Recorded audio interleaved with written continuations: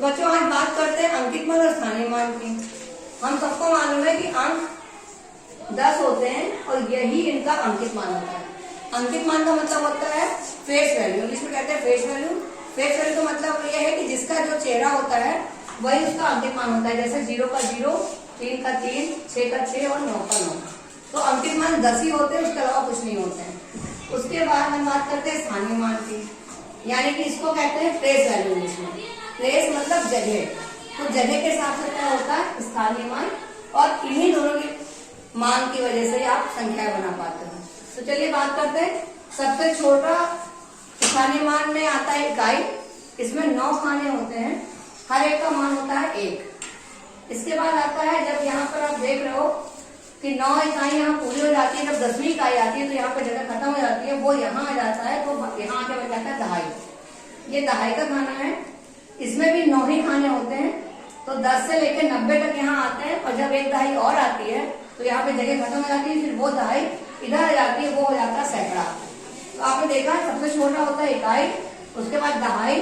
तो इकाई का मान 1 होता है, दहाई का मान होता है 10, और यहाँ आने के बाद इसका मान होता है 100।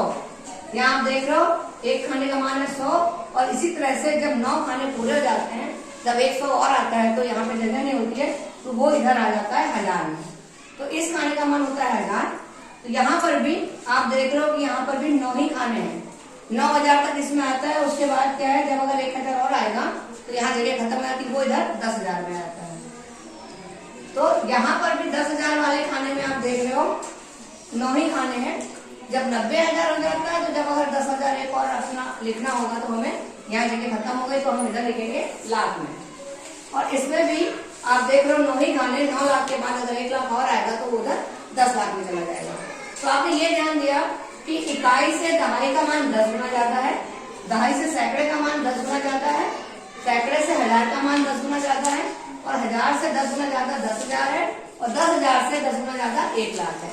यानी 10 इकाई मिलकर एक दहाई बनाती है, 10 दहाई मिलकर के एक सैकड़ा बनाते हैं, और 10 सैकड़ा मिलकर के एक 1000 बनाते हैं, 10,000 मिलकर के एक 10,000 बनता है, और 10,000 मिलकर के एक लाख बनाते हैं।